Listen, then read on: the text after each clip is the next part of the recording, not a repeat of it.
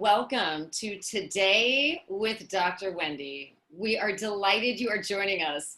This is a historic and monumental day. We're going to break it down a little bit for you. I am joined, as I always am, with my co-host Larry Dersham, constitutional lawyer, and I have a feeling we may be talking a little bit about the Constitution today, because today is the final announcement that we've all been waiting for about the Supreme Court nomination of Judge Barrett. So Amy Coney Barrett, why was she nominated so quickly? Why did we need to fill the seat, etc.? Well, let's start with the Constitution. Is 8 enough? Now, I'm going to date myself and say that I actually grew up in a time period when there used to be a television show called 8 is Enough. Do any of you remember that?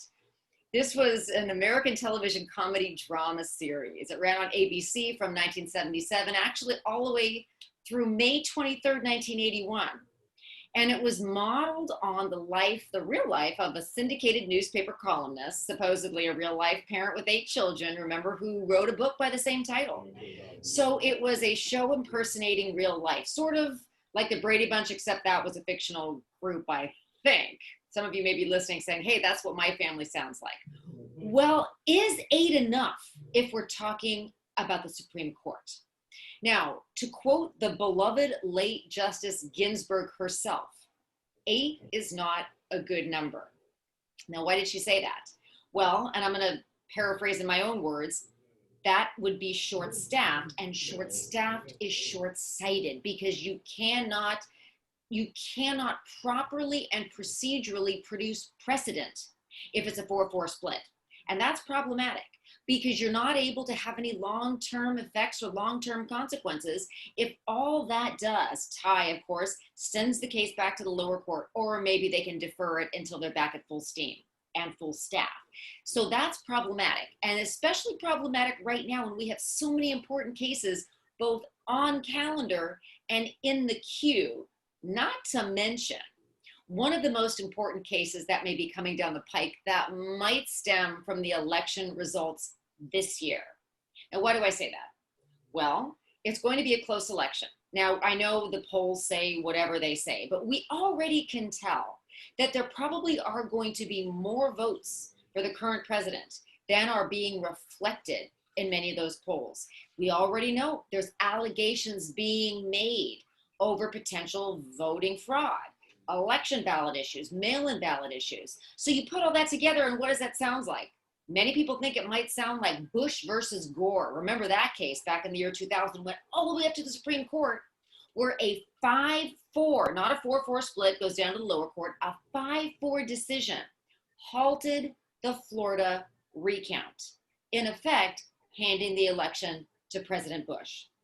So you can imagine the stakes can't be higher. So of course the president wanted to nominate somebody, and fasten your seatbelt now that he has. So having said all of that, let me tell you a little bit about Judge Barrett. And of course, we're going to be talking a lot about that, probably talking about it next week too. This is going to be a big deal. But she basically is somebody that has been previously vetted. And that's important. And I say previously vetted because remember, she was nominated and then confirmed for the 7th Circuit post in which she currently holds. So she's both practiced and polished in the sense that she's been through the nomination process. She's been asked many of the tough questions. But there's more to Judge Barrett than just an accomplished jurist. We understand she's Catholic, and we're going to talk a little bit about that as well. But she is a wife and a mother of, count them, 7 children, all under the age of 20. So you can imagine, this is a woman that knows what chaos is like. Talk about, can she handle a confirmation hearing, being in the hot seat, fireworks? Yes, I think she can. So 7 kids, all under the age of 20. 2 of them were adopted from Haiti. The youngest one has Down syndrome. She has a lot of challenges and a big heart full of grace. So she does have a lot of practice, both personally and professionally, for the challenges that she will face if she is confirmed, which it looks like she may be because the math looks like it's there for the Supreme Court. But I do also have to say that there have been some questions about her stances in the past, because going through a confirmation hearing, it's kind of like going through the TSA scan at the airport. It's a full body scan, and then they scan your luggage. Her baggage is her opinions, her writings, her affiliations, everything she has said, wrote, and done in the past. And some of that has been cause for concern. And that came up by some fiery exchanges that we're still talking about from her 2017 hearing. Do we remember what some of those were? Right, Wendy. Senate Judiciary Committee hearing held on September 6, 2017, to appoint Barrett to the Seventh Circuit Court of Appeals.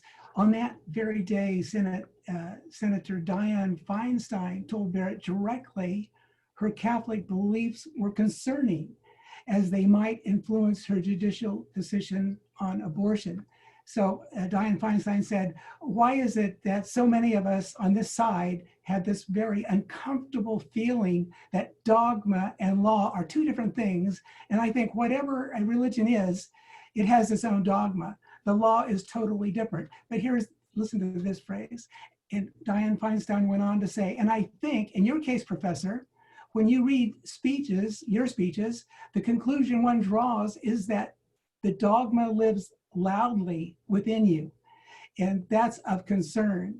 And just a quick note of what a dogma is. It's a doctrine or a corpus of doctrines related to matters such as morality and faith set forth in an authoritative manner by a religion. And I guess for Christians like us, that would be the Bible.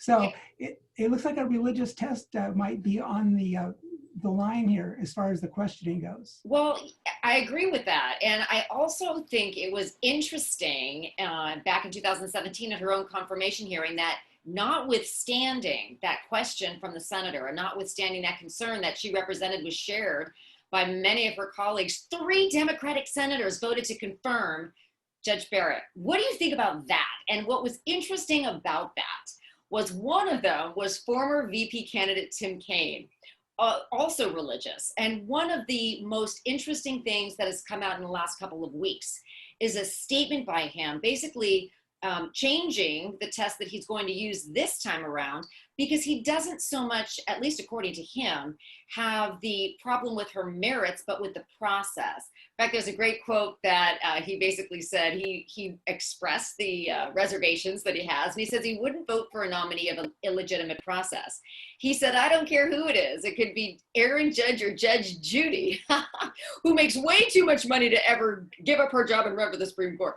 But he basically said, I'm not going to vote for somebody that's put up in an illegitimate process. Now, that is interesting, Larry, because what we seem to be saying is she's qualified. I understand the religious test, the litmus test, that shouldn't be so, but justifiably, some of the Democrats believe maybe not so much she's going to overturn Roe versus Wade, but that she's going to rule in a fashion that chips away at some of the reproductive women's health rights that women now have.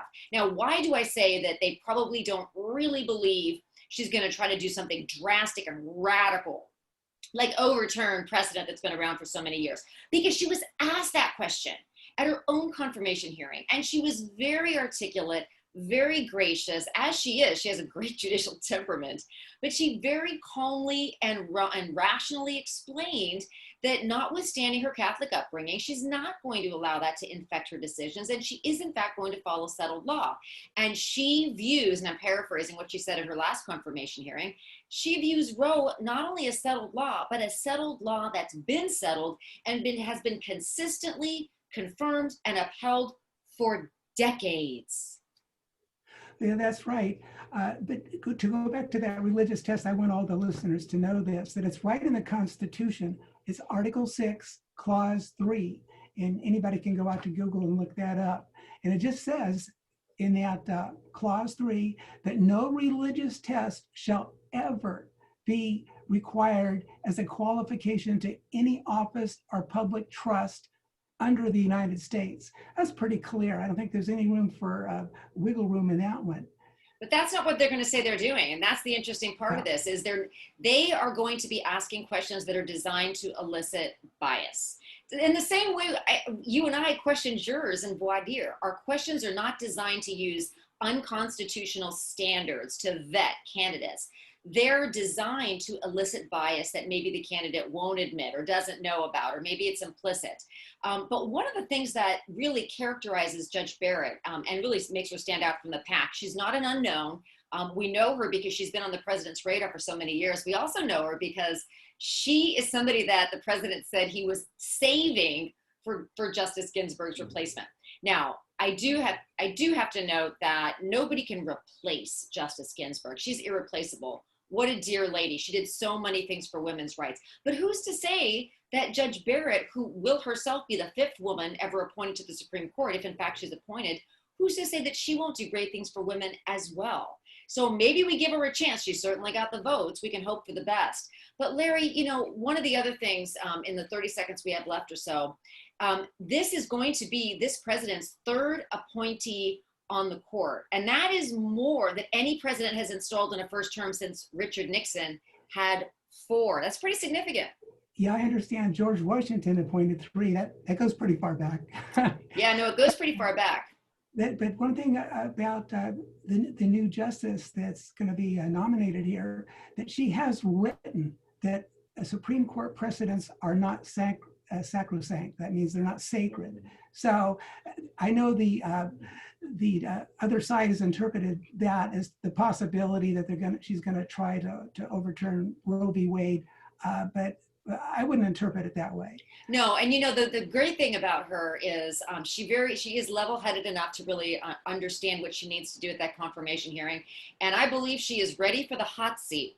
Again, polished, practiced, professional, and I think she can take the heat. So we're all going to be watching that, and I'm sure we'll be discussing it again on the show. Stay with us. We have an action-packed second half of the show for you. You are listening to Today with Dr. Wendy. I'm Wendy Patrick. Be right back. You are listening to Today with Dr. Wendy. I'm Wendy Patrick, and I'm here with Larry Dersham, and we are breaking down the news you can use. And what do we have coming up this week? Something many of us have been looking forward to all year long. That's right, the presidential debates. Wow, this is going to be good TV. You have both sides preparing for this, but I have to say, it sure seems like President Trump has been preparing for this almost with every news conference he's had over the last couple of weeks. And he's had more in the last couple of weeks than I think he may have had in the last 3 years, because he is gearing up to really have a stunning performance this week. Now, I understand today is the day that Joe Biden is beginning to prepare as well. But this is going to be a big deal. And I understand that some people are already voting, but more people are waiting to see how both of these candidates are going to answer some of the tough questions, some of the kitchen table issue questions that are very relevant to people deciding who they're going to vote for.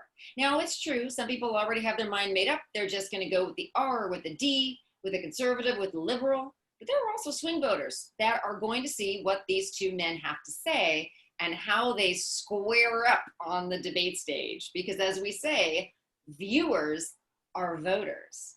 However, there may be some other issues as well when it comes to casting a ballot. It's not just about whether you cast a ballot, but how do we fairly count them? Right. Fair and honest Americans need to ask themselves, can an all mail-in ballot election be fair, honest, and fraud-free, basically? Now, I know we had a really good show on this a couple of weeks ago, and I think it made us feel a little bit better about how this is all going to work. But perhaps the first question that we should ask is, an all mail-in ballot election even necessary? Yes, it's true. We've got the COVID-19 pandemic currently stalking the world, but both Dr. Fauci and Dr. Birx, our nation's top infectious disease experts, have said they do not see any problem with people going to the polls. I mean, we go to Walmart, we go to Home Depot, we go to Lowe's, and we pick up the same toolbox that people have touched over and over again. But yet we can't go to the voting. But anyhow, that aside, it looks like we are in for an all mail-in ballot election. Well, Larry, let me ask you about that, because I know that some of our listeners are probably listening and thinking, wait a minute, I love going to the polls every year. I like getting my little I voted sticker. It's a process. I like fulfilling my civic duty. Just because mail-in balloting is available in our state doesn't mean I'm going to actually do that. In fact, we know we had Michael Vu on. We know there's going to be lots and lots of polling stations. So it seems like, and I'm playing devil's advocate here because I know some of our listeners might be thinking this, we're assuming that everybody's going to choose mail-in balloting, and we're also assuming that that is, as you say, fraught with problems with fraud, no pun intended. How do we know that that's actually as significant of an issue as the president says that it is? Right. There's been so many examples, Wendy, during Nevada's June 2020 primaries, and that was just a few months ago. More than 223,000 mail-in ballots in the state's largest county were sent to the wrong and to out-of-state addresses. From 2012 to 2018, nearly 30 million ballots went mysteriously missing across the country. These are numbers that you can all pull up. And so that adds up to about 1 in 5 absentee ballots went missing during those years. Now, what's the difference between absentee balloting and mail-in balloting? And I know the difference, you know the difference, but let's let our listeners know that, because I know those terms are used interchangeably and they shouldn't be. They're two entirely different things. Totally. So in San Diego County, for example, they don't even call it absentee balloting. It's just called mail-in balloting. But for most other states, you have to request an absentee ballot. You say, well, I'm overseas. In fact, they're actually voting from outer space at the space station. I just saw that today. I love that. Kind of funny. And there's no COVID on the space station yet. So that's great. They don't have to socially distance. And you're not going to lose that ballot, I'm pretty confident. But but that's the difference. Yeah, so with the all mail-in ballots, they just blast them out to everybody on the voter rolls. And we know there's been lawsuits on this, that the voter rolls are just fraught with glitches where people have moved away and have not notified anybody, or people have actually passed away, and still those ballots are going out. That's the worrisome part. And I think for me and many others, this is the most worrisome thing that's on my plate right now, because I just want things to be fair. Well, Larry, you know how you can worry less is by sleeping more. And I want to make sure we get to our silver lining story of the week, because we are going to start with a fun fact. How many hours of sleep a night? Talk about who's up for the job, Joe Biden or President Trump. How many hours a night does Donald Trump get? Do you know, Larry? Yeah, I believe he gets 4 to 5 hours a night on the average. Well, I think he's up to midnight, sometimes to 1 o'clock, and he's up sharp at 5 a.m. Go on. He's a, as they say, a force of nature. That's right. And a lot of people think he never sleeps. Well, I think the interesting thing, he may do what the rest of us do, is sleep on our iPhone. Oh my gosh, did I actually admit that on the air? So what happens with those of us that sleep with our phones is when you wake up in the middle of the night, you go through a couple of screens of email. I know, when you get a life. But if you live that way, and I know many people do, because I sometimes get responses at 2 in the morning from somebody else who's up scrolling through their emails. But the president is very energetic, and that is notwithstanding, as you pointed out, this reality that he actually probably gets very little sleep. Now, I don't know how many hours of sleep Joe Biden gets. And in fact, if I was one of these attendees asking a debate question, that probably would be a good one, especially given all of the flack he always gets about his memory, his health, his gaffes. So maybe he's called Sleepy Joe, you know that. Right? Well, according to the president. But given there actually is some research on this, I understand, Larry. Yeah, there is. And it's called the Thatcher gene, named after the Prime Minister, Margaret Thatcher, who was an amazing person. She got by basically 7 days a week on 4 hours of sleep or less. And they also call it, the Thatcher gene. It's also called a short sleeper. And there's actually some research that was done on this by a person out of San Francisco, University of California, San Francisco. Her name was Ying Hu Fu, and she started to study on this, and she said there actually is a gene on this, and some people have it. President Trump, I would say, obviously has it, but they have ability to just really excel without little sleep. And let me tell you why that's important, because we keep talking about this 3 a.m. call. Remember, that came up in the last debate in the last presidential election. Who's going to be able to respond to that 3 a.m. call? Somebody with the sleeper gene, somebody with in this group, they also call them the sleepless elite. How do you like that? But somebody with this Thatcher gene or short sleepers, however you want to phrase it, will be awake and alert for that 3 a.m. call. And I know you might think, oh, well, gosh, we're nitpicking, but this is the practical reality of being the president. In fact, I'm not sure that everybody's following this, but when we have the schedules that come out, Joe Biden's schedule, Vice President Biden's schedule, the president's schedule, many people read that and are absolutely shocked and amazed at how much these two 70-something-year-olds both have on their schedules. So how can we assure ourselves that this is going to continue for the next couple of years? Now, that would be the heavy story, but we're in the silver lining segment. So it's my understanding that there's a little bit of fun research as to how much sleep past presidents got. Give us a couple of fun examples. Right. Barack Obama, during his presidency, he was called a classic night owl. And he'd often work for several hours after dinner up until about 2 a.m. And then he would sleep or rest for 5 hours. Bill Clinton, on the other hand, former President Bill Clinton got more sleep than Trump and Obama, but not by much. He averaged about 6 hours per night, though he often would get only 4. And another good example, George W. Bush, that's the younger Bush. He slept more than most presidents by getting 9 hours of sleep nightly. Whoa, that's a lot of sleep. If you just jump over to this, Calvin Coolidge, which is way before all of our times, he slept 11 hours a night. Oh my goodness. Some people attributed that to the fact that he lost his son at a very young age, and they thought that there might be some depression link in there, that he would sleep that long.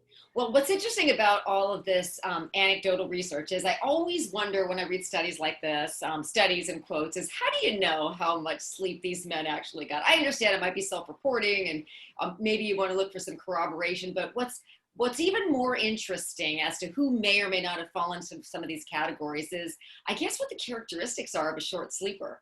Now, many of you may be listening thinking, oh my gosh, I would be dead to the world if I got only 4 hours every night. But some of these short sleepers with the Thatcher gene, the sleepless elite, whatever we call them, I understand they are energetic.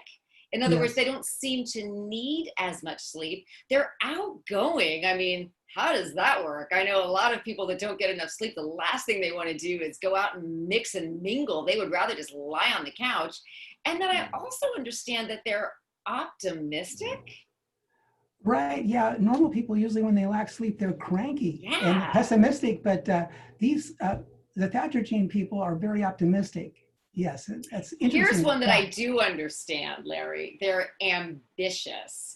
And remember, there's plenty of scripture on this. Nobody is supposed to be lazy, a little folded hands. I mean, there's just so much that we are told about being productive and not wasting time. But getting enough sleep is very important, and it's obviously an individual decision. But back to this interesting short sleeper story. I understand they're also supposedly ambitious because rather than lying in bed for extra hours, they get up and they take the world by storm. That's probably because they're not fatigued and feeling like the rest of us might if we only got 4 hours a night. And I understand they have a high metabolism.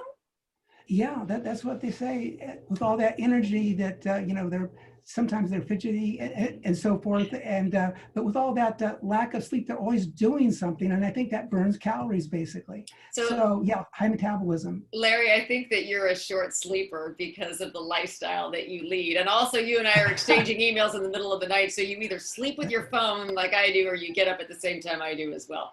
Well, that's all very interesting. But, I do also bring this up. Sure, it's the silver lining, but it also is relevant to the upcoming election because we want to make sure whoever is elected is politically, cognitively, and physically able to do the job. So we're going into a week of debates. We're going to keep talking about some of these great things. Today was a monumental day as far as the Supreme Court nomination, and it's almost difficult to narrow down what to talk about each time we have a show. But we are glad that you join us, regardless of what the topics are for the day, because this is always going to be news you can use. So thank you for joining another episode of Today with Dr. Wendy.